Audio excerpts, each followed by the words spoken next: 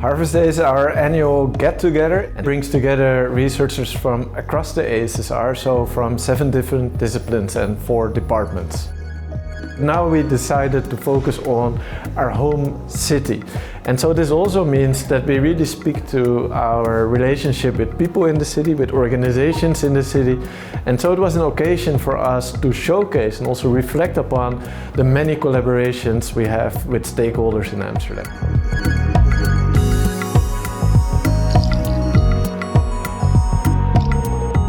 Thank you, and wonderful to be here. Maybe a slightly different story about Amsterdam. So you may know some of these: neighborhood councils, social neighborhood teams, neighborhood tables, neighborhood platforms, key person networks, and I think I can go on and you could help me extend these terms and these kind of forms, this new type of governmental welfare sites and networks, which increasingly populate our surroundings. Yes, the neighborhood is back. It is the site where a new type of governance and state is elaborated. At the same time, it's also the state's prime interlocutor. So it's both kind of the grounding and the partner. It figures as a downscaled version of society, a more communal version of citizens. As for instance, Nico de Boer notes, the neighborhood as a promising site for governance moves in and out of focus and has been for a century, I think. But we're clearly living through one of its peaks.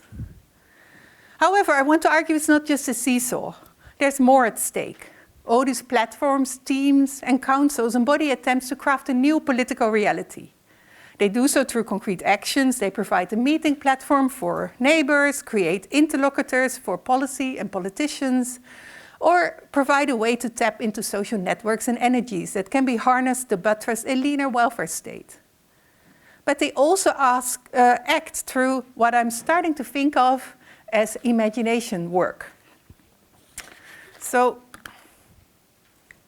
together with fellow researchers, I started thinking of this as the collaborative, intimate state. And you see the article here that I wrote with Anouk and Milena Marchesi a while ago. But this constitutes the basis of my work with my 2 teams, which we call together the Welfare Futures team, with a total of 9 researchers and a lot more associated researchers attached. So this intimate collaborative state is part, or that's how I see it, as a dual configuration of the reconfiguration of the welfare state, organized around the tropes of activation and responsibilization. So we all know the leaner benefits, conditional welfare, and of course the awful fraud hunts that have happened in this context. But in the domain of social policy, or what in the Netherlands is called the sociaal domein, which doesn't translate in English, I'm told, we see an attempt to create a new political reality, enact a new political world. And these attempts really seem to have taken a leaf out of Nicholas Rose's analysis of the shift to governing through community. So what we see across the social domain is policymakers who embrace an integrated, collaborative, and area-based approach. Social policy, the mantra goes, should be organized locally, work in an integrated fashion through one or a few familiar faces, so no distant bureaucracy, and through collaborative relations. It should start from resident strengths and initiatives. So what we see is that these new social policies invite and urge, often, a wide array of new actors, from social entrepreneurs to community organizers, residents and volunteers, to take part in social governance and welfare provision. So I know many of you research these sites and procedures of what I call the intimate collaborative state, among others here in Amsterdam. Some trace who participates, on what terms and to what effect.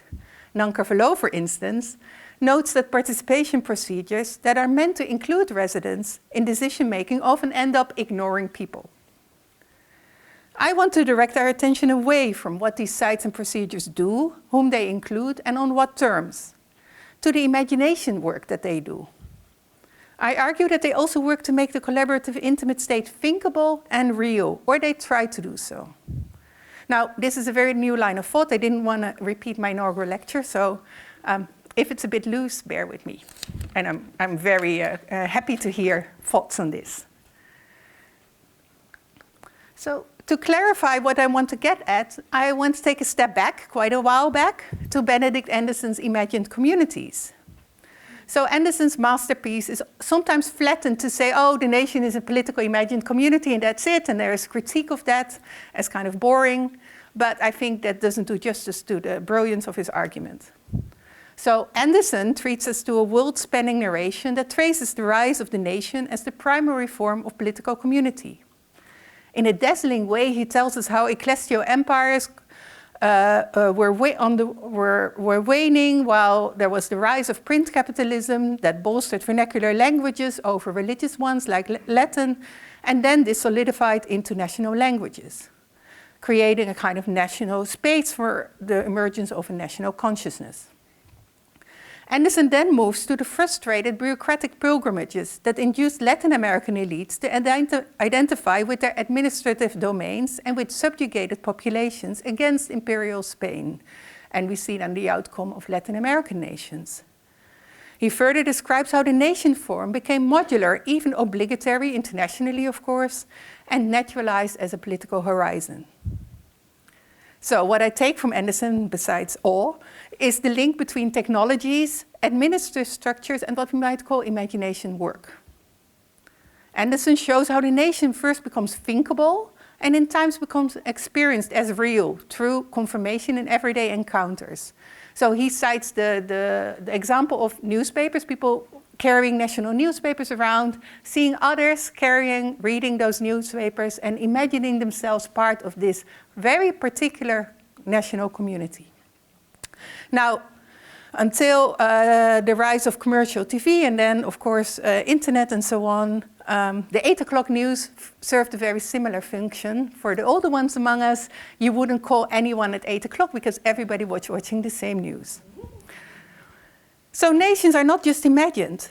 That imagination is made possible and believable through the coming together of new technologies and organizational structures. And it's not so much designed as afforded by them, and often in unintended ways. So I propose the term imagination work to capture this intended and unintended nature of political imaginations. Now, of course, the nation is not the only imagined thing, right? The state is imagined, society is imagined, citizens are imagined, as is the neighborhood. And of course, like what's interesting now is working with the neighborhood. We ask which neighborhood, who is the neighborhood? And as my colleague Yannick Drijfhout says, the neighborhood has no front door. So we can always also ask how these particular political imaginations are afforded through what technologies, governing structures, and so on. Now, as I started saying in the Netherlands, like elsewhere in Europe, governing through community has become an increasingly dominant logic of welfare governance. As Nicholas Rose notes, in this logic, the community becomes, and I quote, the new territory for the administration of individual and collective existence, a new plane or surface upon which micro-moral relations among persons are conceptualized and administered. So what he argues there is that citizens are no longer primarily imagined as situated in an abstract national space, society, with individual and vertical relations to the state, but as part of local communities that are seen as natural and effectively laden social settings. So Rose speaks of the death of the social to highlight the abandonment of national social space in favor of a myriad of localized communities. Now, despite a lot of studies on neoliberal governmentality, third-way ideologies, collaborative governance, I haven't seen many studies that ask how such new political formations are made real in this imagined sense that I was talking about. What Anderson asked, why are we willing to die for nations, right? What makes this real to us? So following Anderson, we may ask, how are new governmental formations made thinkable first and then credible to live and feel? So I can come back to my question. What imagination work do the forms and outposts of collaborative intimate state do? Now let's take a closer look at some of these manifestations of the intimate collaborative state in Amsterdam. What kind of political world is enacted? Let's start with the Amsterdam's parent and child teams, where I conducted research. a number of years ago. So these teams were founded in 2015 when across the Netherlands social neighborhoods teams were formed in the context of the devolution of responsibility for youth, social assistance and long-term care from the national or regional authorities to the municipalities. I argue that such teams prototype a new kind of welfare state, one that is more human, community-centered, as well as cost-effective and efficient. Amsterdam, being Amsterdam, created its own version, the buurt teams and the parent and child teams. Now, of course, there's a lot of thinking going into these teams, their organizational design, the emplacement across the city, the aesthetics of the buildings are all intentional and seek to convey openness, proximity, a very personable organization, as you can see here on the Parent and Child Team website. But of course, political imaginations are not just the ones that were intended. So these teams are Amsterdam's version of social neighborhood teams with a focus on families. They offer kind of the first line of parenting support and youth help. And they also refer families on to more specialized services. They're distributed across the city, 22 of them. So they always cover, and they're like based in those areas that they serve. So they embody an intimate welfare state, as you see, here for you, always nearby. I mean, I didn't have to make it up. So the state is imagined to work closely with citizens to provide the support they need. Families are assisted by a friendly, familiar face, a youth or parenting professional who simply does what is needed. The teams are meant to be integrated in a local social fabric, becoming an integral part of the neighborhood's social base. Working with the families there where they are expected to make the most of the family's strengths, reducing the need for expensive specialist care. They help keep small problems small. I'm doing quotation marks because these are the quotes, right? The slogans. At least that's the idea. These teams and their sister buurt or neighborhood teams represent a proximate, intimate state that becomes a first port of call for citizens. But those citizens are, of course, rarely called that. You can imagine. This is an intimate state, so we talk about parents and children, Amsterdammers, residents. So we see the kind of emergence of numerous outposts of that intimate state, but those outposts are often just that, outposts. Administrative and decision-making power is largely located elsewhere, in the central city, in the case of Amsterdam, in The Hague. They function as the front line for complex and often inflexible, at times siloed systems. In the case of the parent and child teams, they were supposed to only deal with simple requests for help, but with waiting lists for specialized care and youth protection, they were left to deal with heavy, complex cases for which they were ill-equipped. In such cases, they enacted a human, proximate, but also helpless state, and a bleeding heart often, worried, anxious. The classical national state, imagined as Ferguson and Gupta note, as vertical and encompassing, begins to recede and become a distant figure. As it does, it may increasingly become as intractable, even more monstrous or corrupt. So we may wonder, with this case, what political world is brought into being with the split between a proximate, intimate state that is often quite helpless or underfunded, and a faraway bureaucratic national state. On to my second example. So the goal is to embed the welfare state in the social fabric of neighborhoods and to work with local social initiatives to facilitate and bolster self-reliance and caring communities and alleviate claims on public services. So we see that the state is reimagined not as kind of the arbiter of all or the provider of all, but as a partner and facilitator. With the prototyping welfare team, we study welfare initiatives in 4 cities in Europe, including Amsterdam. Initiatives that provide food aid, run community spaces, and organize volunteer help. They're often more NGO, a social initiative, than welfare organization, but they become an indelible part of expanding circles of welfare governance. By facilitating and incorporating such initiatives, intimate state agendas generate a hybrid landscape made up of a patchwork of more and less formal welfare organizations that are staffed by professionals and volunteers, and often we don't know which one is which. Burennetwerk, Neighbor Network, the organization headed by Sandra Bos, is an example of this expanding welfare landscape. So I'm sorry, Sandra, if I get things wrong, but you can correct me if I do. But Burennetwerk aims to organize informal care. It mediates between people with a need for informal care, from just simple company, drinking a cup of coffee, to help with moving boxes, to more serious requests, though they often have to weigh whether this is still within their remit.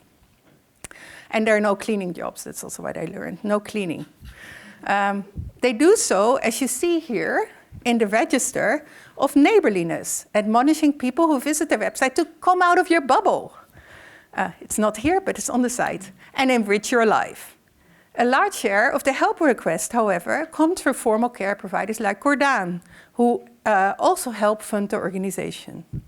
They pass on the lighter requests they encounter and that they can't help with to the organization.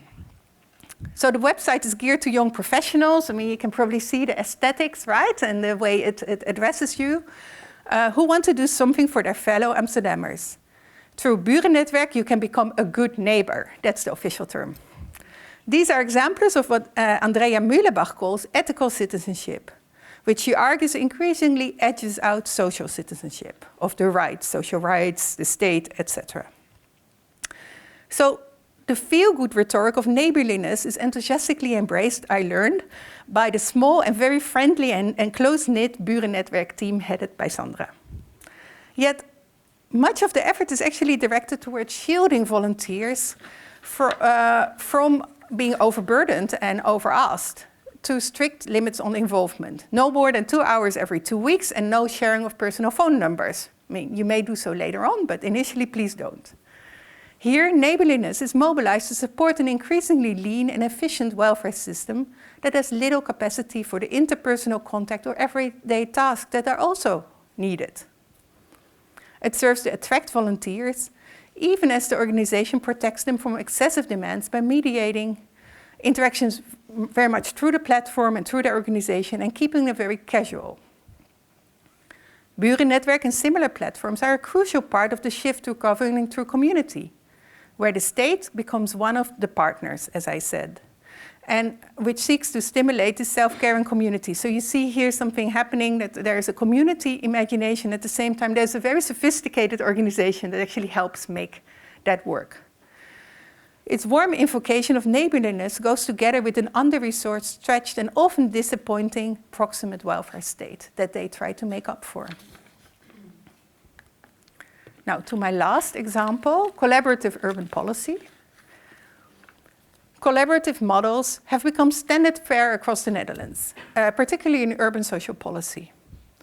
This model creates many of these manifestations that I showed before. Neighborhood managers, key person networks, neighborhood councils, coalitions of dedicated program teams working with increasingly professionalized residents. This trend is bolstered by the National Programme of Livability and Safety, the NPLV, that has selected 20 so-called focus areas across the Netherlands, among them Zuidoost, Nieuw-West, not North, to tackle stubborn social problems and disadvantage. This is done through the formation of alliances of a wide range of local actors, and then you get a local program team. A key point is that this plan has to be elaborated with residents. But as we found, the ones tasked with realizing this often feel very ill-equipped to do so. Policy officials in the local program bureau who were tasked with ensuring residents were involved had a hard time coming up with anything else than another evening for residents, which they knew wouldn't really work. And they asked a master's student of mine, "Do you know how?" Which I found very funny. In the Crafting Resilience project, Yannick Drijfhout studies collaborative, area-based forms of urban governance. He follows frontline policy officials tasked with working with the neighborhood and a residents collective that is a preferred partner in urban policy development. And we'll hear more about this just after this talk. He observed that what was created was a hybrid in-between body where policy officials and residents grew increasingly close. Lines between civil servant and residents started to blur. To build trust, civil servants had to develop an interpersonal relation, be there as persons rather than functionaries. As key policy partners, residents, on the other hand, increasingly became governance actors. And as was the case with the social neighborhood teams, this was also not really where administrative and decision-making power was located. So we found both parties wondering what and whom they represent. Their interactions were marked by an increasing closeness, but also anxiety about whether they really did represent the municipality or the neighborhood. So what happened instead is that these entities were recreated as more or less distant, intractable others, which were supposedly at the table, but whose lives and machinations escaped current company. So the neighborhood was always elsewhere, and they were doubting whether they represented it. The municipality was elsewhere, and they were actually struggling to connect to it, the municipal actors. To conclude, so inspired by Benedict Anderson, I've been trying to think through how we think these shifts, these shifting governmental formations in terms of imagination work. This imagination work may be intended, and there's a lot of work going into this, of course, but also it has many unintended consequences. So I've examined the imagination work involved in the collaborative intimate state. The social neighborhood teams that I discussed become a prominent manifestation of the state in everyday life. But they're also a front for a larger, often unwieldy and under-resourced apparatus. An intimate state, thus, that often fails its citizens and the professionals whom it recruits within its vision. The intimate state program is also one of networked welfare that draws in and relies on a wide range of more or less formal care and welfare organizations. I've used the example of Burennetwerk to underline the prominence of registers of neighborliness and ethical citizenship, which are instrumental to leaner welfare and social provisions. So a controlled neighborliness is meant to fill the gaps of care for the precarious, the vulnerable, the lonely. Now, my final example concerned urban policy, where we saw this proliferation of functions, platforms, networks, people, meeting structures that were there to facilitate collaborative policy making. And I argued that what we saw is a paradox. Rather than a genuine partnership between the municipality, as if that exists, and the neighborhood, there was what was generated was a hybrid formation in which both sides wonder whether they really truly represent the sides they're meant to speak on. So instead, we see that the municipality and the neighborhood come to resemble distant mirage-like constructs, while the hybrid coalition is populated by individuals whose role increasingly prompt them to question whether they really embody the very labels that authorize their participation. Now, it's far too early to draw firm conclusions about the effects of this imagination work that I described here. How this new political world becomes thinkable, and more importantly, how it becomes real, remains uncertain. Efforts to materialize a collaborative, intimate state are piecemeal and frequently falter. The imagination they do competes with other political enactments. People hold on to other political imaginaries, and other political logics and powers continually insert themselves. Still, I think it's through these emerging structures, sites and moments that a new political reality is enacted and made real. It certainly is different than the imagination of the kind of national state with a kind of national space where all citizens have equal rights and vertical relations to the state. But it's also a very fragmented and disjunctive one. Thank you. And I look forward to hearing what Sandra says.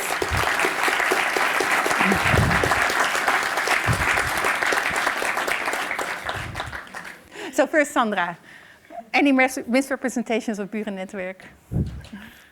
No.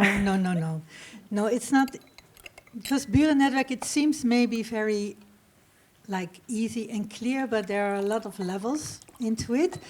And what I really like what you said, this ethical residence, or how you call it? Ethical citizenship, yeah. We always, when we have a when we have a new good neighbor, so a volunteer, then we ask, why do you want to be a volunteer? And somebody said, yeah, I work for a bank, so I have to do something good.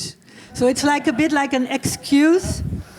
But I do think by becoming a volunteer, they become more attached to their neighborhood. And that's what quite a lot of people, also young people, students, young professionals want in this city. And by saying that, they start feeling, I think, a citizen, a resident of this city. So they are a legitimate citizen. Yeah. And only working for a bank at the Zuidas is not enough for them. So they need this. They need the two roles to play in this city. Yeah. I always find it. But I also know that you struggle with the kind of how it relates to social citizenship, right? And to kind of basically what is available in public welfare provision or care. Yeah, because there is a lot of demand. Probably you all know. And then volunteers are also by the municipality. It's like, okay, but this voluntary organization can pick up like the cleaning. But a lot of our volunteers, they don't want to clean. I mean, they clean their house, etc., but they want to clean somewhere else. They want to do something else. They want to talk. They want to go to a museum. They want to do the gardens. And we have a VMO, or WMO. There you can go for your cleaning. So we have to protect our volunteers because that's our gold mine. I mean, without volunteers, if we over-ask them, they are gone. They can do, they can go to to read a book, to go to the park, to see friends, to go to the cinema. Then they will not be a volunteer anymore. So we really have to protect them.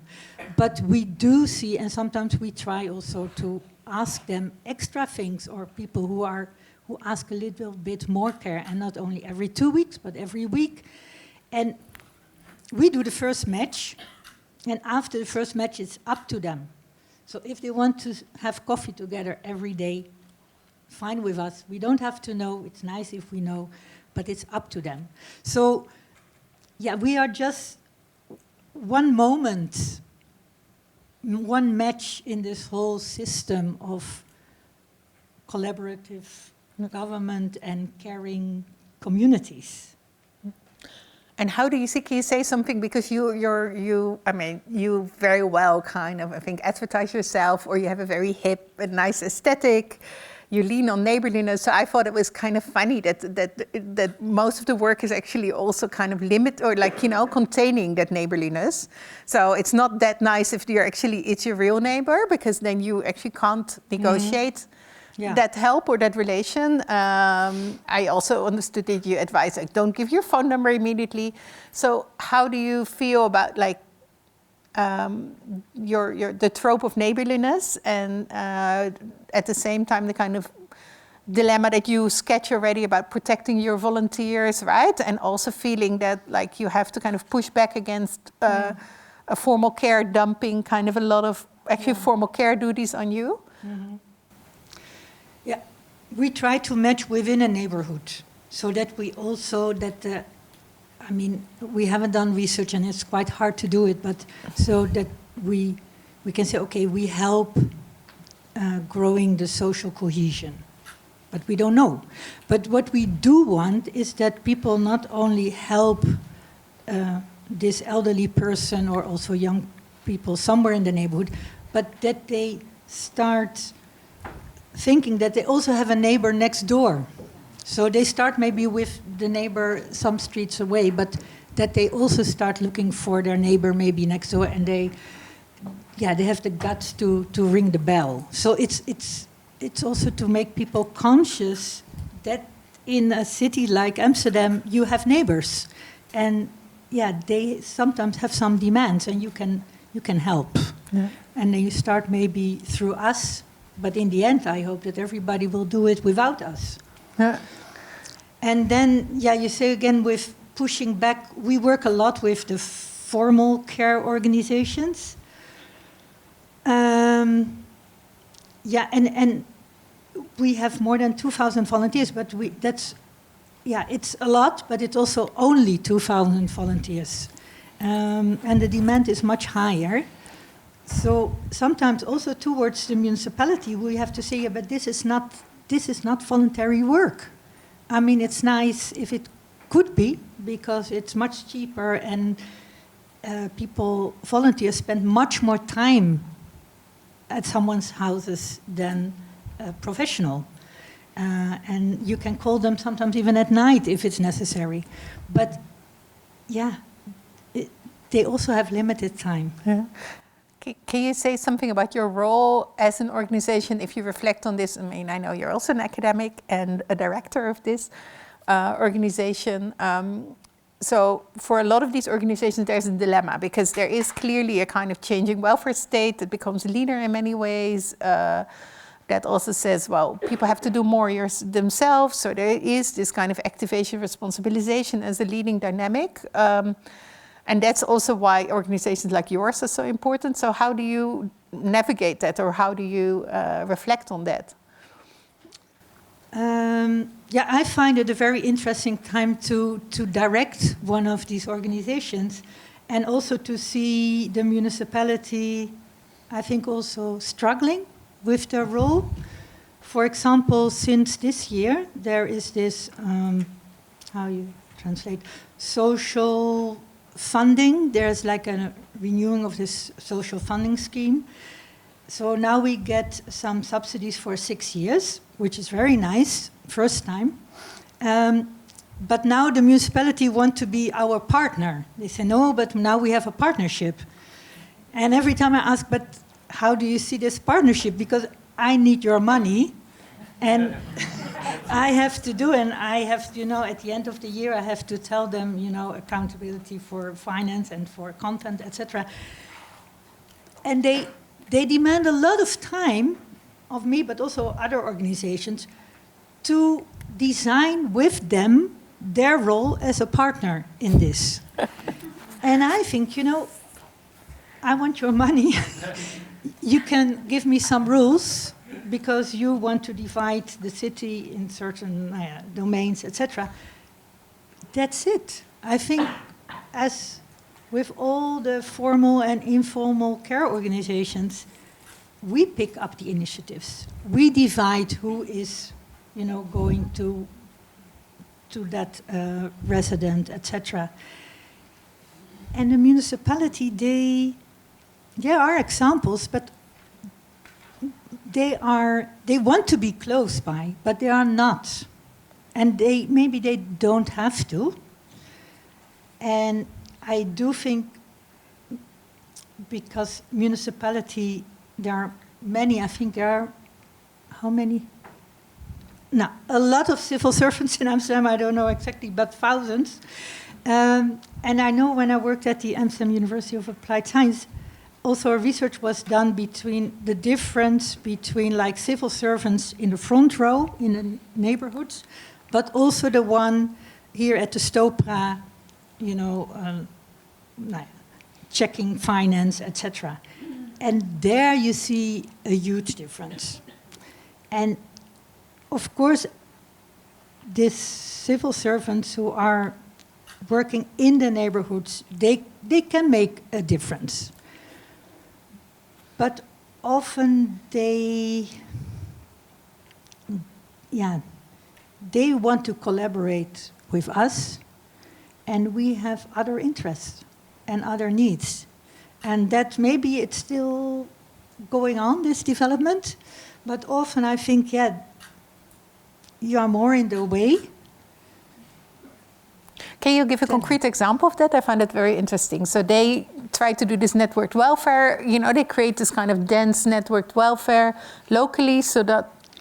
Yeah, so maybe they are needed for what you call imagination, so that I was part of the 40 neighborhoods of Minister Vogelaar in 2007 already, starting budget for neighborhoods.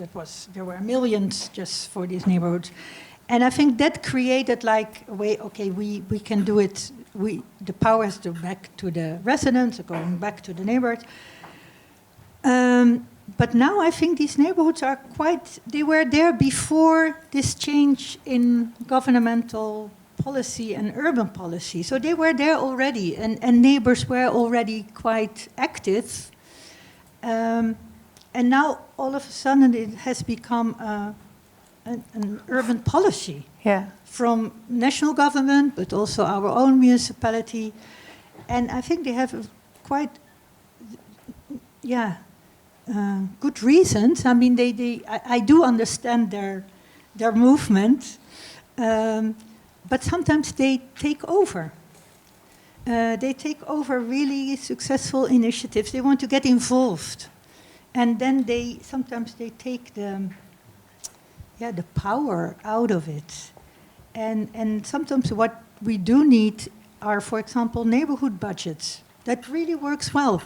Then new initiatives come up, people think, okay, the municipality is caring for my neighborhood so that it becomes green or lively or clean or whatsoever. Then give the money and let them do the work. But I'm not... Closing statement. I don't know whether I have one. No, thank you for being here and thinking with us, and we can talk much more about this. Yeah, we will.